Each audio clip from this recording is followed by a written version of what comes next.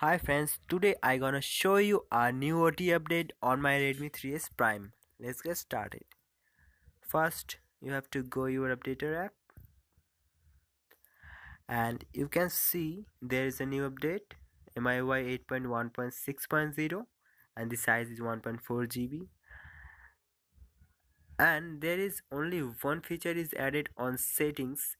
It is panic button for emergency calls. So my current OS version is MIUI 8.1.1.0 and new version is 8.1.6.0. I am already downloaded the update. Now have to reboot my system. After reboot, you can enjoy the panic button feature on your smartphone. That's it guys. Thank you for watching this video. Like and subscribe our channel.